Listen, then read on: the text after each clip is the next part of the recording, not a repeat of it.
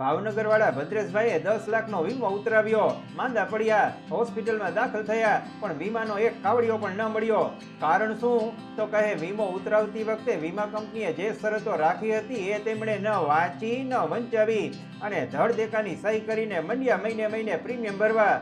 તમારી હાલત ભદ્રેશભાઈ જેવી ન થાય એ માટે આખો વિડીયો ધ્યાનપૂર્વક જોજો, નહીતર પરસેવાના પૈસા પ્રીમિયમ ભરવામાં જશે ને બીમારીનો ખર્ચ અને ખોટીપો ભોગવવાનો વારો આવશે. આરોગ્ય વીમો ઉતરાવતી વખતે કઈ બાબતોનું ધ્યાન રાખવું, એવા કયા 7 મુદ્દા છે જેને કારણે આરોગ્ય વીમો રિજેક્ટ થઈ શકે છે? નંબર 1, કો પેમેન્ટ. તમારા કુલ વીમાની રકમ ગમે તેટલી હોય, ઘણી વીમા કંપનીઓએ વીમાની રકમ ચૂકવવામાં ખર્ચનો અમુક હિસ્સો ગ્રાહકોએ ચૂકવવાની શરત રાખી હોય છે, જે 10, 20 કે 30% હોઈ શકે છે, જેને કો પેમેન્ટ કહેવામાં આવે છે. દાખલા તરીકે તમારો વીમો 5 લાખનો હોય અને હોસ્પિટલમાં દાખલ થતી વખતે 1 લાખનો ખર્ચ થાય, તો કંપનીની પૂર્વ શરત મુજબ 1 લાખનો પૂરો વીમો ન પાકતા 90,000, 80,000 કે 70,000 જ પાસ થાય છે. આથી એવી શરતો રાખનારી કંપની પાસેથી પોલિસી ન ઉતરાવો જેમાં આવી શરતો સામેલ હોય, સિવાય કે તમારી પાસે બીજો કોઈ વિકલ્પ જ ન હોય. Number 2, room rent cap. કેટલીક વીમા કંપનીઓ હોસ્પિટલની સારવાર દરમિયાન તમારી પસંદગી પ્રમાણેના રૂમમાં દાખલ થવાનો વિકલ્પ આપતી નથી, બલકે તમે ગમે તેવા રૂમમાં દાખલ થાવ, તમારી પોલિસી ભલે ગમે તેટલી રકમની હોય, પણ રૂમનું ભાડું તો નિર્ધારિત કરેલી એક ચોક્કસ રકમ જ મળશે એવી પોલિસીમાં શરત રાખે છે. જો આ શરતનો ભંગ થાય તો કંપની ન ફક્ત વધારાનું રૂમ ભાડું, પણ એ ભાડાના આધારે તમારી વીમાની કુલ રકમમાં ઘટાડો કરે છે અને તમને રૂમમાં મળતી દરેક વધારાની સેવાઓ તમારે જ ભરવાનું દબાણ કરે છે.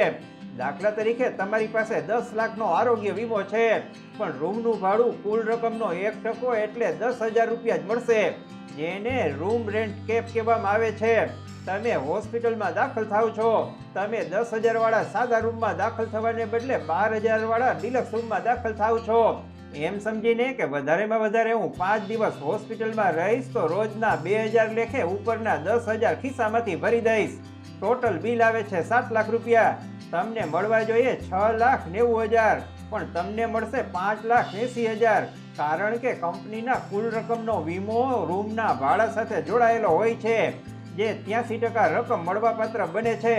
પરિણામે 10 લાખની પોલિસી હોવા છતાં અને 7 લાખનું બિલ આવવા છતાં 1,20,000 રૂપિયા તમારા ખિસ્સામાંથી જાય છે. આથી આરોગ્ય વીમો ઉતરાવતી વખતે એવી વીમા કંપનીઓ પાસેથી પોલિસી ખરીદ કરો જે રૂમના ભાડામાં આવા કોઈ નિયંત્રણો રાખતી ન હોય. ઘણી વખત એવું બનતું હોય છે કે વીમા કંપનીઓ પોતાની ભૂલથી પણ ક્લેમ નકારી દે છે.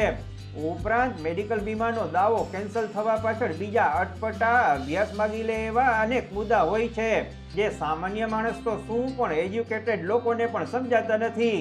આવા સંજોગોમાં આરોગ્ય વીમો ઉતરાવતા પહેલા તમને જો કોઈ જાણકાર નિષ્ણાતની સલાહ મળી જાય તો, ઘરે બેઠા મળી જાય તો, તમને સરળ ભાષામાં સમજાય એવી રીતે મળી જાય તો, અને વળી મફતમાં મળી જાય તો, એક આસાન રસ્તો બતાવું છું. ડીટો ઇન્સ્યોરન્સ નામની એક કંપની છે, જે તમને ફોન ઉપર વીમા સંબંધી તમામ પ્રકારની માહિતી પૂરી પાડે છે, જેનો કોઈ ચાર્જ ચૂકવવો પડતો નથી. આ એક પ્રામાણિકપણે અપાતી ખાતરીપૂર્વકની અને સ્પેમ ફ્રી એડવાઇસ છે. આ કંપનીની વેબસાઇટ ઉપર જાઓ, સ્ક્રીન ઉપર દેખાય છે એ મુજબની સામાન્ય વિગતો ભરો. તમારી અનુકૂળતાપૂર્વકની તારીખ અને સમય પ્રમાણે કંપનીમાંથી ફોન આવી જશે અને તમારી જરૂરિયાત મુજબની બધી જ માહિતીઓ આપવામાં આવશે. એટલું જ નહીં, ડોક્યુમેન્ટેશન અને વીમો ઉતરાવ્યા પછી જ્યારે ક્લેમ કરવાના સંજોગો ઊભા થાય તો ક્લેમ સેટલમેન્ટ કરવામાં તમારી ભરપૂર મદદ કરશે. ડીટો ઇન્સ્યોરન્સ કંપનીની લિંક ડિસ્ક્રિપ્શનમાં આપી છે. તમે નોર્મલ અથવા વોટ્સએપ કોલ દ્વારા વાત કરવાનો વિકલ્પ પસંદ કરી શકો છો. નંબર 3, બીમારી પ્રમાણેની સબ લિમિટ. ઘણી વીમા કંપનીઓ તમને મોટી રકમનો વીમો ઓછા પ્રીમિયમે ઓફર કરે છે. તમે રાજી થઈને આવો વીમો ઉતરાવી લો છો, પણ આવી લોભામણી ઓફર આપનારી વીમા કંપનીઓએ જે તે રોગ માટે માત્ર નિર્ધારિત રકમનો વીમો જ આપવાની શરત મૂકેલી હોય છે એની જાણ તમને હોતી નથી. દાખલા તરીકે તમારો 15 લાખનો આરોગ્ય વીમો છે, પણ ઘૂંટણનું ઓપરેશન કરાવશો તો વધારેમાં વધારે 2 લાખ જ મળશે. એવી જ રીતે ફલાણી બીમારીમાં 3 લાખ મળશે અને ઢીકણી બીમારી માટે 4 લાખ રૂપિયા જ મળશે, એવું તમારા અને વીમા કંપનીના કરારમાં લખેલું હોય છે. જેને રોગ પ્રમાણે મળતી સબ લિમિટ કહેવામાં આવે છે.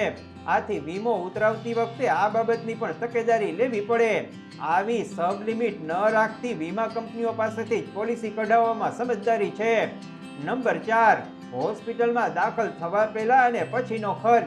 સૌ કોઈ જાણે છે કે કોઈ વ્યક્તિ હોસ્પિટલમાં દાખલ થાય એ પહેલા જ જુદા જુદા ટેસ્ટ અને સંભવિત નિદાન પરીક્ષણોમાંથી પસાર થવું પડે છે.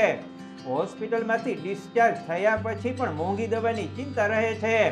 દાખલા તરીકે પ્રોસ્ટેટ સર્જરી, જેમાં ઓપરેશન પહેલા અને પછી ખૂબ જ ખર્ચ આવે છે.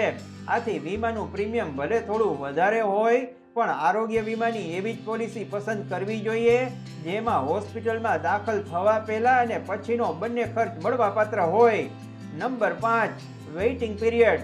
વીમો ઉતરાવતા પહેલા જો તમને ડાયાબિટીસ, બીપી, થાઇરોઇડ સંબંધી બીમારી કે અન્ય કોઈ મોટી તકલીફ હોય તો વીમો ઉતરાવવાની સાથે એનો લાભ મળતો નથી, બલકે એ માટે ક્લેમ કરવા માટે અમુક નિર્ધારિત 2 થી 4 વર્ષનો વેઇટિંગ પીરિયડ હોઈ શકે છે. આથી હંમેશા એવી જ વીમા પોલિસી ઉતરાવો જેમાં બહુ લાંબો વેઇટિંગ પીરિયડ ન હોય.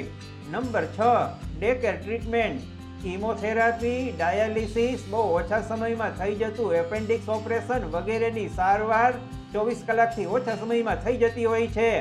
આવા સંજોગોમાં જો તમે સારવાર લેવા માટે હોસ્પિટલમાં દાખલ થયા હો તો પણ કેટલીક વીમા કંપનીઓ ક્લેમ પાસ કરતી નથી.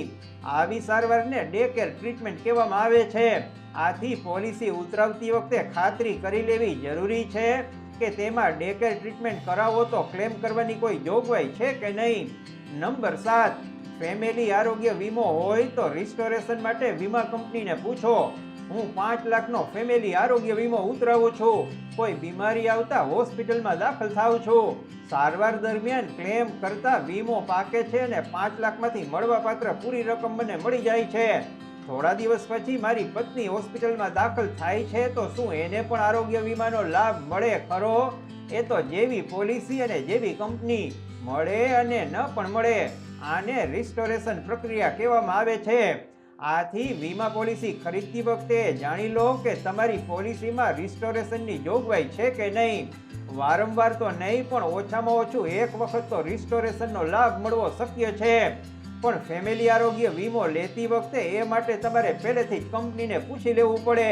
આવી બધી કડાકૂટમાં ન પડવું હોય અને મારું માનો તો પોલિસી લીધા પહેલા અગાઉ જણાવ્યા મુજબની ડીટો ઇન્સ્યોરન્સ કંપનીમાં ફ્રીમાં મળતી સલાહ જરૂર લેજો. આ કંપની ન ફક્ત સલાહ આપે છે બલકે તમારા માટે કઈ કંપનીના વીમાની પોલિસી સારી છે એનું સૂચન પણ કરે છે. ડિસ્ક્રિપ્શનમાં જઈને લિંક ઓપન તો કરી જુઓ. યાદ કરશો કાકાએ કીધું એ સાચું છે. નમસ્કાર.